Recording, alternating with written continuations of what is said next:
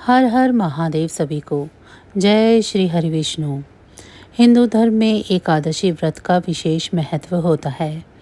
इंदिरा एकादशी का व्रत अश्विन मास की कृष्ण पक्ष की एकादशी तिथि को मनाया जाता है। इंदिरा एकादशी का व्रत पितृपक्ष के दौरान आता है। इसे पितरों की मुक्ति के लिए अत्यंत शुभ माना जाता है। इस व्रत से न केवल व्यक्ति के पापों का नाश होता है बल्कि पितरों की आत्मा को भी शांति मिलती है। इस दिन व्रत रखने से मोक्ष की प्राप्ति होती है। पौराणिक कथाओं के अनुसार जो व्यक्ति इंदिरा एकादशी का व्रत करता है उसे अपने पूर्वजों के लिए भी पुण्य मिलता है। वे पितरलोक से मुक्त होकर स्वर्ग में स्थान प्राप्त करते हैं। इंदिरा एकादशी के दिन श्रद्धालु भगवान विष्णु का पूजन करते हैं, व्रत रखते हैं और भजन कीर्तन करते हैं। इंदिरा एकादशी पर भगवान विष्णु की पूजा और व्रत से भक्तों को सभी दुखों से मुक्ति मिलती है। उनके जीवन में सुख समृद्धि आती है। आइए जानते हैं इंदिरा एकादशी के दिन कैसे करें भगवान विष्णु का पूजन। सुबह जल्दी उठकर स्नान आदि से निर्वृत्त हो जाएं। भगवान विष्णु का ध्यान करते हुए व्रत का संकल्प लें। भगवान विष्णु का गंगा जल से अभिषेक करें। भगवान विष्णु को पुष्प और तुलसी दल अर्पित करें। पूजा में तुलसी के पत्तों का विशेष महत्व होता है। भगवान विष्णु को पीले फूल, पीतांबर वस्त्र, फल और मिठाइयाँ अर्पित करें। भगवान की आरती करें। भगवान को भोग लगाएं। इस बात का विशेष ध्यान रखें कि भगवान को सिर्फ सात्विक चीज़ों का ही भोग लगाया जाता है। भगवान विष्णु के भोग में तुलसी को ज़रूर शामिल करें। ऐसा माना जाता है कि बिना तुलसी के भगवान विष्णु भोग ग्रहण नहीं करते हैं।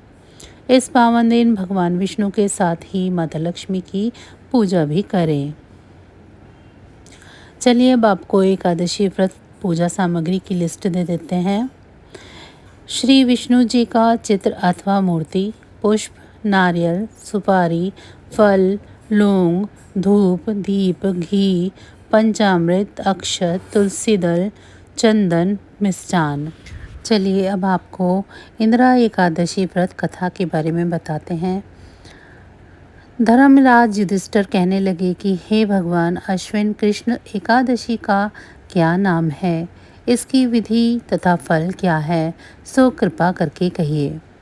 भगवान श्री कृष्ण कहने लगे कि इस एकादशी का नाम इंदिरा एकादशी है। यह एकादशी पापों का नाश करने वाली है तथा पितरों को अधोगति से मुक्ति देने वाली है। हे राजन, ध्यानपूर्वक इसकी कथा सुनो।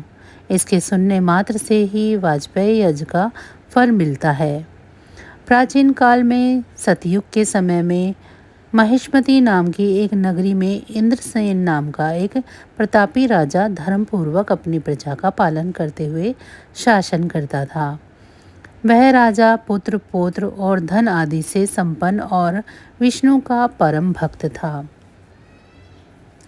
एक दिन जब राजा सुखपूर्वक अपनी सभा में बैठा था तो आकाश मार्ग से महर्षि नारद उतरकर उसकी सभा में आए।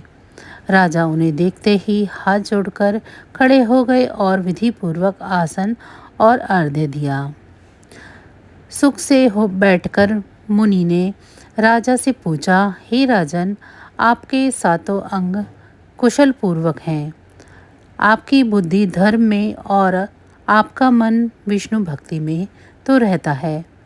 देवऋषि नारद की ऐसी बातें सुनकर राजा ने कहा, हे महर्षि, आपकी कृपा से मेरे राज्य में सब कुशल है तथा मेरे यहाँ यज्ञ कर्मादि सुकृत हो रहे हैं। आप कृपा करके अपने आगमन का कारण कहिए। तब ऋषि कहने लगे कि हे राजन, आप आश्चर्य देने वाले मेरे वचनों को सुनो। मैं एक समय ब्रह्मलोक से यमलोक को गया। वहाँ पूर्वक यमराज से पूजित होकर मैंने धर्मशील और सत्यवान धर्मराज की प्रशंसा की। उसी यमराज की सभा में महान ज्ञानी और धर्मात्मा तुम्हारे पिता को एकादशी का व्रत भंग होने के कारण देखा। उन्होंने संदेशा दिया, सो मैं तुम्हें कहता हूँ। उन्होंने कहा कि पूर्व जन्म में कोई विघ्न हो जाने के कारण मैं यमराज के निकट रह रहा हूँ। सो हे पुत्र, यदि तुम अश्विन कृष्ण इंद्रा एकादशी का व्रत मेरे निमित्त करो तो मुझे स्वर्ग की प्राप्ति हो सकती है। इतना सुनकर राजा कहने लगे, हे महर्षि, आप इस व्रत की विधि मुझसे कहिए। नारद जी कहने लगे, अश्विन माह के कृष्ण पक्ष की 10वीं के दिन प्रातःकाल श्रद्धापूर्वक स्नान आदि से निर्वृत्त होकर पुनः दोपहर को नदी आदि में जाकर स्नान करें। फिर श्रद्धापूर्वक पितरों का श्राद्ध करें और एक बार भोजन करें। प्रातःकाल होने पर एकादशी के दिन दातुन आदि करके स्नान करें। फिर व्रत के नियमों को भक्तिपूर्वक ग्रहण करता हुआ प्रतिज्ञा करें कि मैं आज संपूर्ण भोगों को त्याग कर निराहार एकादशी का व्रत करूंगा। हे राजन, हे पुंडरीकाक्ष, मैं आपकी शरण में हूँ, आप मेरी रक्षा कीजिए। इस प्रकार नियम पूर्वक शालिग्राम की मूर्ति के आगे विधि पूर्वक श्राद्ध करके योग्य ब्राह्मणों को फलाहार का भोजन कराएं और दक्षिणा दें। पितरों के श्राद्ध से जो बच जाए उसको सूंघकर गो को दें तथा धूप दीप गंध पुष्प नैवेद्य आदि सब सामग्री से ऋषिकेश भगवान का पूजन करें। रात में भगवान के निकट जागरण करें।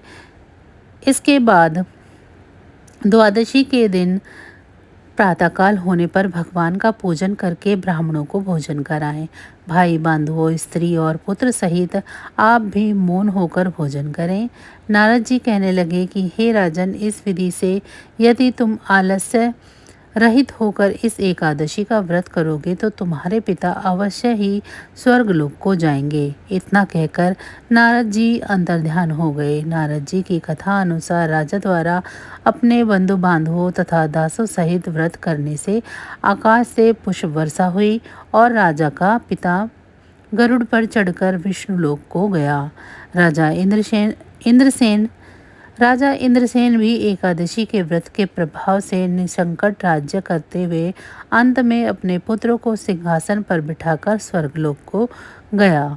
हे युधिष्ठिर, यह इंदिरा एकादशी के व्रत का महत्व मैंने तुमसे कहा। इसके पढ़ने और सुनने से मनुष्य सब पापों से छूट जाते हैं और सब प्रकार के भोगों को भोग कर वैकुंठ को प्राप्त करते हैं। तो बस आज की जानकारी इतनी ही थी। फिर मिलेंगे हम आपको ऐसी ही किसी अन्य जानकारी के साथ अगली वीडियो में। तब तक अगर आपको मेरी ये जानकारी अच्छी लगी है तो वीडियो को लाइक करें। चैनल को अभी तक सब्सक्राइब नहीं किया है तो चैनल को सब्सक्राइब कर लें और कमेंट बॉक्स में मुझे ज़रूर बताएं कि आप सभी को मेरी ये जानकारियाँ कैसी लग रही हैं। इसी के साथ भगवान श्री नारायण की कृपा आप सभी पर सदैव बनी रहे।